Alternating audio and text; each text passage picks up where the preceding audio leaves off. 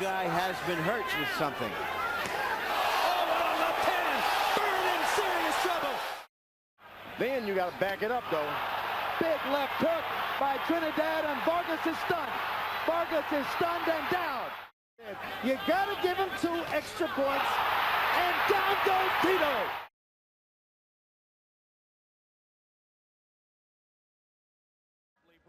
On March 20th, 1999, Olympic silver medalist Chris Byrd faced undefeated former WBC International Heavyweight Champion Ibeabuchi. Byrd came into this fight with an unbeaten record of 26-0. He made his professional debut in 1993, scoring an impressive run of wins in his early career. Among his early wins were notable contenders like Phil Jackson, Lionel Butler, Bert Cooper, Jimmy Thunder, and previously undefeated Eliezer Castillo.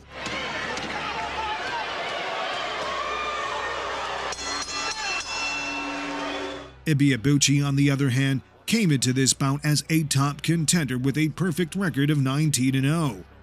He made his professional debut in 1994 and quickly compiled a record of 16-0 to set up a fight against fellow undefeated prospect David Tua for the WBC International Heavyweight title in 1997. In an explosive showdown, Ibeabuchi defeated Tua to become a top contender for the heavyweight title. However, legal troubles kept Ibeabuchi away from the ring for 13 months after defeating Tua. He returned to his winning ways with a first-round knockout of Tim Ray and a 9th-round knockout of Everton Davis before facing Chris Byrd.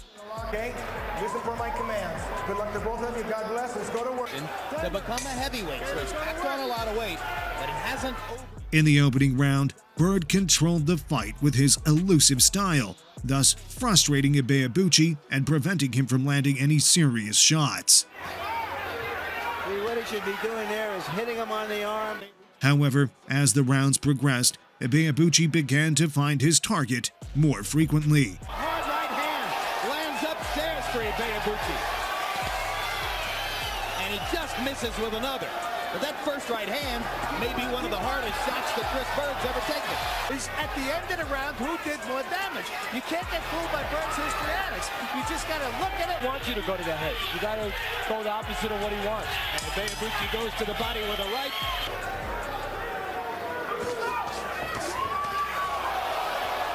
Then, in round 5, Ibeabuchi backed Byrd against the ropes and unleashed a brutal left hand, sending him to the canvas. Ibeabuchi with a monster left hook, followed it up to the right, and Byrd for the second time in his career goes down. Trying to argue with the referee, Ron Rawl, about whether it was a knockdown. But A few seconds later, Byrd was down again. Very bad. He doesn't even know where he is right now. He's trying to keep us down. He's hurt bad.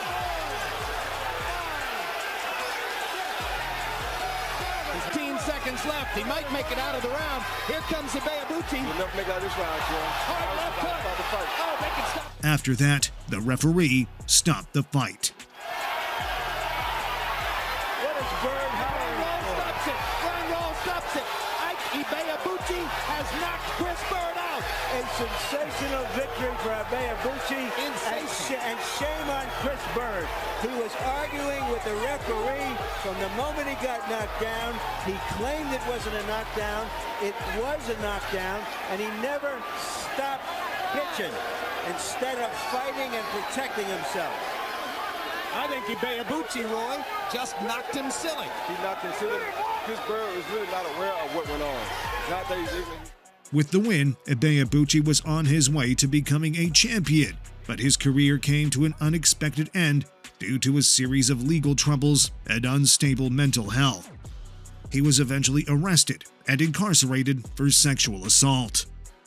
Byrd, on the other hand, went on to win his next 4 fights to earn a shot at a world title against WBO heavyweight champion Vitaly Klitschko in 2000. In a major upset, Byrd defeated Vitaly Klitschko to become the new champion. I can't believe what I've just seen. Vitaly Klitschko elects with 2 damage to continue, and Chris Byrd However, he lost the title in his first defense against Vitaly's brother, Vladimir Klitschko. Byrd got himself back into contention and faced Evander Holyfield in 2002 for the vacant IBF heavyweight title. He won the fight after 12 rounds by a unanimous decision and defended it successfully 4 times before losing it to Vladimir Klitschko in a rematch in 2006. And that's the end of the fight as Wayne Kelly's seen enough.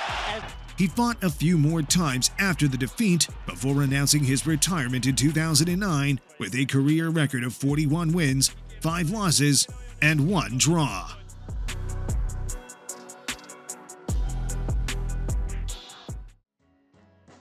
On September 20th, 1996, 2 unbeaten heavyweight prospects David Tua and Darrell Wilson met for the WBC International Heavyweight title.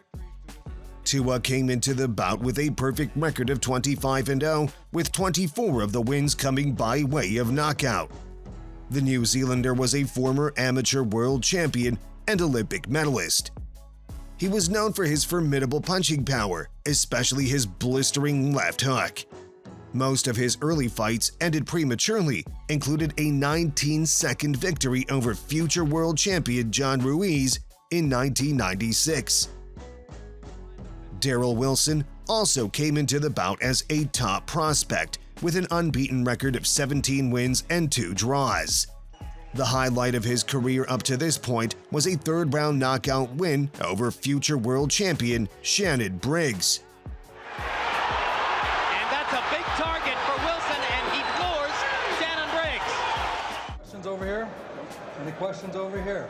Touch gloves. Good luck to both of you. Both men met at the center of the ring and started trading heavy shots at close range. Between himself and Tua. I couldn't have said it any better. You want to establish a left-hand fight. Make him fight this fight by beating him to the jab. Make a young fighter say, I can jab too. Has to be careful about is allowing Wilson to get any confidence. He stays in there too long and let this guy taste his power. He's not on the canvas. He's going to give him a tougher fight than what he ought to do. However, in the final seconds of the opening round, the outcome unfolded. Wilson tries a right hand across the top. Tua lands a short left. First down, Wilson. Or first time Wilson's ever been down. Can he beat the bell? Can he beat the bell? No! He can't. He's counted out. Another first round knockout for David Tua. Clean as a whistle. That's the left hook, huh? That was a vicious first round. 2 young, strong heavyweights testing each other. The younger, stronger heavyweight had too much. And Tua's awfully excited about this. As he should be. Stands up on the ropes and gets a cheer from the crowd. Victory in the first round, still undefeated, and now the WBC International Heavyweight Champion, David Tua.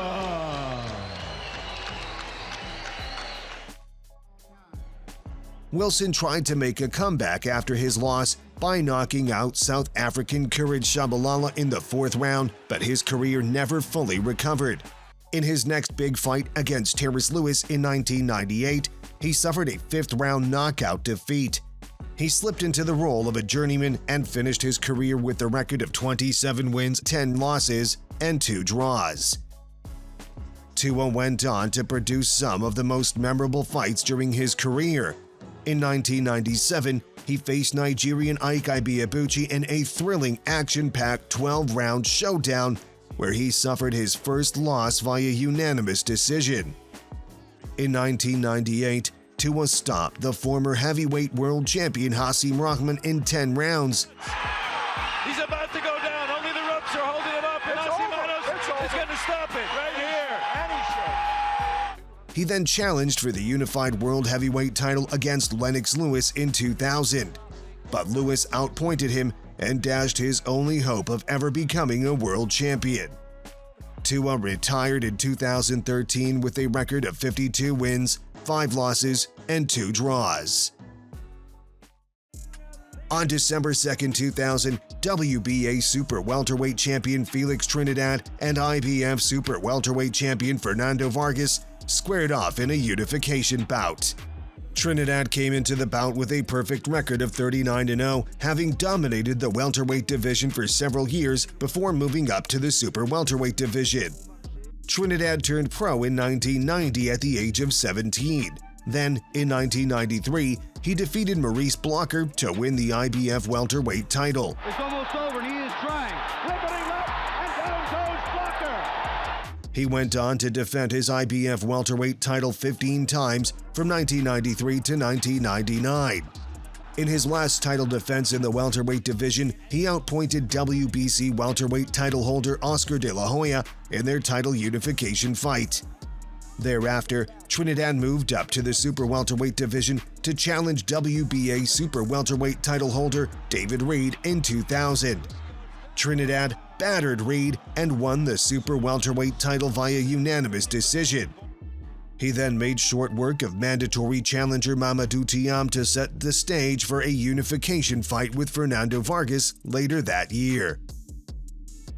Vargas was coming off an easy win over Ross Thompson and had a perfect record of 20-0. His ascension to the top was swift. He became the IBF Super Middleweight Champion in his 14th fight by knocking out Yuri Boy Campos in 1998. He successfully defended the title 5 times before facing Trinidad.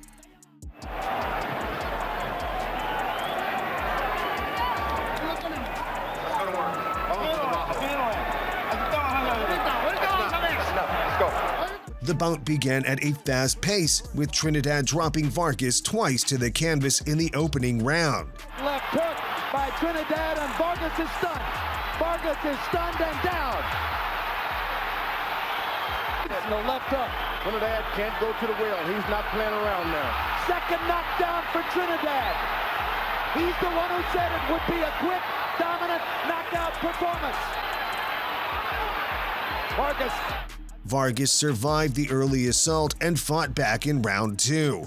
Mistake of punching with a very... Yeah, but George, he's having no success. Vargas whacked away with the left. Then, in round 4, Vargas returned the favor by dropping Trinidad to the canvas in the 4th round. And down goes Tito on a big left hook.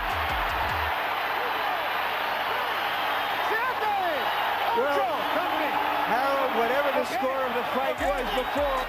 Both men went toe-to-toe for the next few rounds, although Trinidad was getting the better of the action. Thumb, because there are no thumbs on these gloves, Jim, but it was a glove, the edge of the glove. What Fernando would prefer. Well, let him say it. We can't do it. Trinidad making a comeback now in round 6, after having been thoroughly dominated in 3, 4, and 5.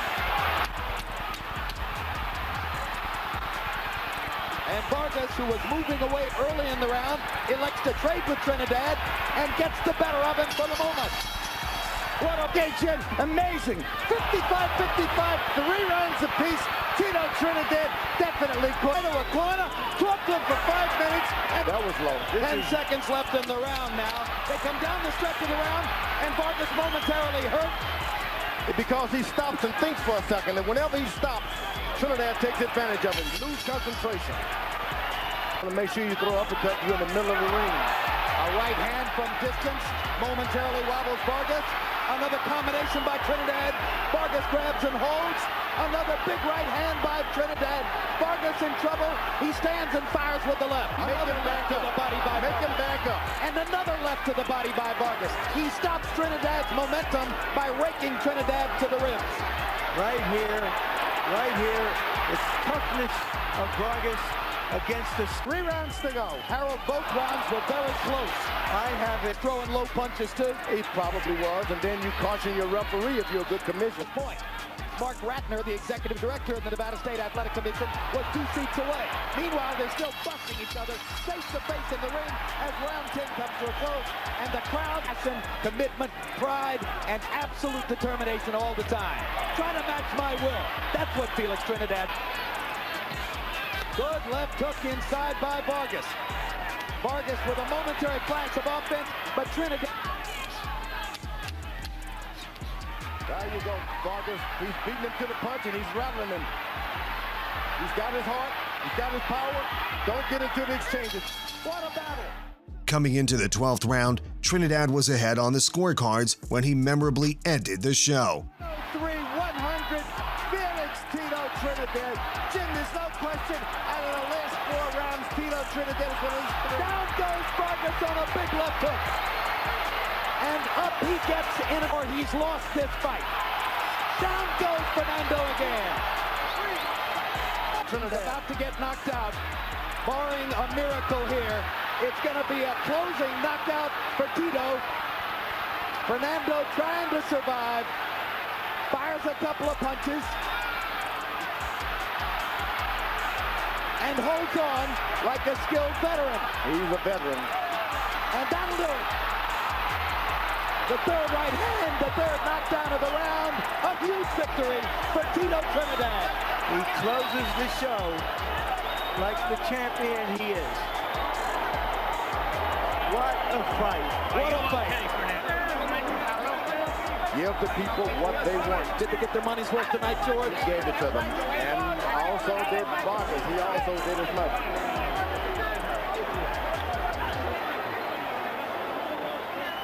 And IBF 154-pound world champion, Felix Tito Trinidad.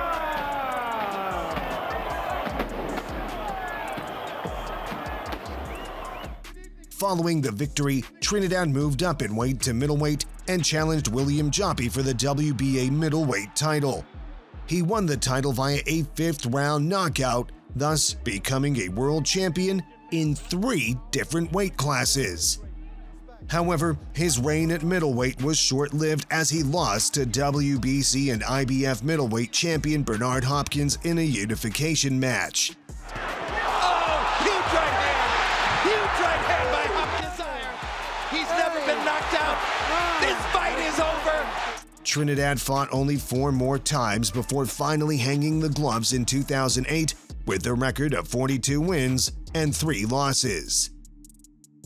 Vargas went on to win the vacant WBA middleweight title by defeating Jose Flores in 2001.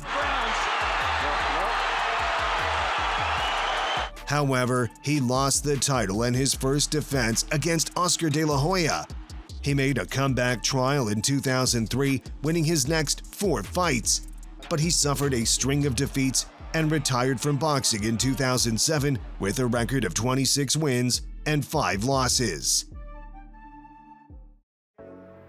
There you have it. These are some of the most interesting matchups between 2 undefeated fighters in the ring. We'd like to know which of these matchups is your favorite. Tell us your answer in the comment below.